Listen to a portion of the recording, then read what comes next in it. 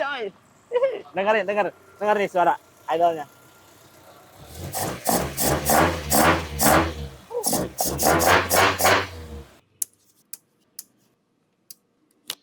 Nah, sekarang engine harness-nya sudah nempel di mesin DP Miata 1,8 ini.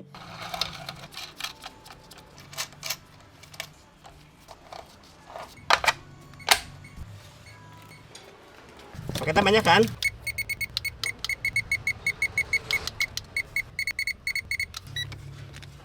Tapi seperti yang tadi aku udah cerita di awal, kita nggak hanya engine harness saja, kita juga bikin untuk panel and relay fuse-nya yang berfungsi sebagai power distribution. Nah, sekarang tinggal bagian power distribution yang ada di dalam kabin nih.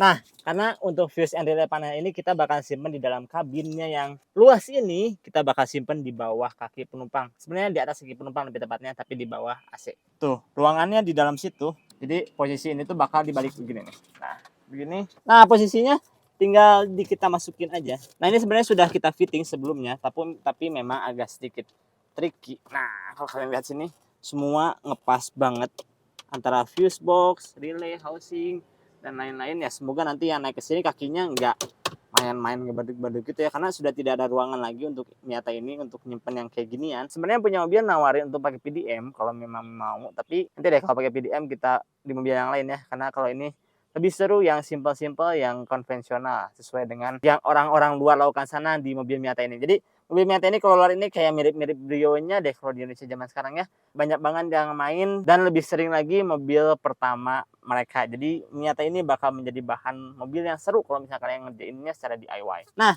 untuk wiring engine harness-nya, ini untuk yang nyoloki ECU ini ada di bagian sini di kaki juga, karena si ECU ini bakal kita simpen di balik karpet ini nih. Jadi dia bakal nyimpen posisinya di balik karpet, bakal diinjak-injak posisinya karena memang originalnya pun begitu, dia diinjak-injak seperti harga diri dia, tapi nggak masalah karena dia memang sudah didesain seperti itu. Dia bakal diem di bawah karpet yang nanti bakal menjadi sebuah junction atau pertemuan di antara semua kabel-kabel. Sini ada kabel sasis front end, di sini juga ada kabel untuk ke fuse and relay box, dan ada juga kabel di dalam sana itu untuk ke bagian steering sistemnya. Jadi memang masih banyak kabel yang harus kita sambungin, cuman sedikit demi sedikit lama-lama menjadi bukit.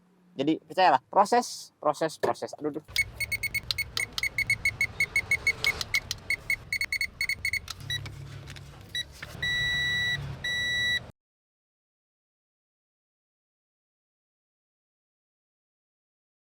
Ya, naik. Ya, turun.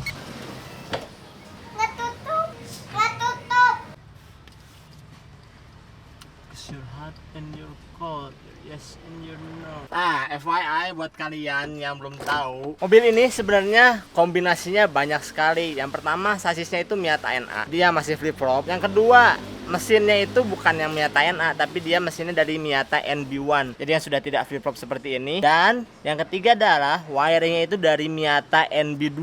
Jadi kalau misalnya kalian perhatikan, kenapa aku bisa bilang seperti itu, karena ini adalah soket ECU original yang dari mobil ini. Walaupun ini sudah dipotong karena sebelumnya memang sudah pakai ECU standalone link yang memang ECU-nya juga dari Honda. Pokoknya gini, ini soket ECU original bawaannya NB2. Jadi kalau misalnya NB1 dia cuma 2 baris, sedangkan ini dia 3 baris. Jadi ini sudah fix punya NB2 untuk soket ECU-nya. Jadi wiring yang bagian ini adalah NB2 yang dimana kita sudah tidak pakai lagi. Tapi yang berarti kalau misalkan bagian situnya wiringnya NB2, jadi wiring keseluruhan untuk sasis ini adalah wiring punya NB2. Begitu pula untuk instrumen clusternya. Kalau kalian lihat di sini, instrumen clusternya punya NB. Jadi kalau yang NA bukan kayak gini, instrumen clusternya bentuknya kayak gini. Nah, ini sudah diganti instrumen clusternya dengan menggunakan Miata NB. Tapi sebenarnya bukan hanya di situ aja, karena selain dari sasisnya Miata NA, mesinnya Miata NB1 dan wiringnya Miata NB2. Jadi ini merupakan ECU plug and play version untuk Honda Civic OBD0 di tahun 90 sampai 95. Tapi kalau untuk urusan ini sih jangan khawatir, karena kita sudah bikin engine harness baru yang tadi sudah kita sebutkan. Maka dari itu, Miata ini kombinasinya sangat seru sekali ya. Berbagai macam jenis wiring kita satukan. Oh ya, satu lagi nih. Ini tombol lampu retract dari Astina. Tapi sepertinya akan kita pakai karena kita sudah bakal pakai modul dari Arduino. Sorry ya Jack, jadi lu beli Astina sia-sia karena nggak jadi kita pakai modulnya. Kalau kalian lihat dari combination switch-nya, nih, ini combination switch ya, atau tempat sen dan lain-lain. Kalian bisa lihat di sini ada spring clock. Ini gunanya untuk airbag. Sedangkan di Miata NA itu tidak ada airbagnya kalau nggak salah. Tapi kalau nggak salah sih memang nggak ada airbagnya. Tapi alhamdulillah semua soket-soket baik yang mau ke sasis, nih yang ke sasis nih, yang ke sasis. Kemudian di sini juga yang di kolong supir. Itu yang warna biru dan warna putih itu semua sudah nyambung. Jadi puzzle terakhir itu sudah terpasang lewat bagian sini nih. Tinggal yang ke device-device-nya seperti ini untuk map switch, launch control. Di sini ada untuk flat shift dan di kolong sana ada untuk AC request. Tapi untuk urusan yang kayak gitu nanti bakal belakangan. Sekarang kita bakal cobain colokin isunya dan masukin mappingan atau base map yang sudah kita bikin. Karena ini engine-nya totally different, jadi kita wajib bikin base map baru. Begitu pula untuk isu pin out-nya totally different, walaupun kita tetap berpatokan ke Honda Civic. Jadi agak bingung, pin out-nya Honda Civic tapi kita routingnya itu untuk Miata. Agak sedikit bingung. Kita coba colokin ya. Wah, masih berantakan, tapi dia sedikit demi sedikit sudah mulai temu jodohnya masing-masing. Bismillahirrahmanirrahim, mau nyalakin. Bismillahirrahmanirrahim. Oke. Semua cluster ada. Oke, belum nyala karena memang belum colokin. Airbag club clip karena memang tidak ada airbagnya.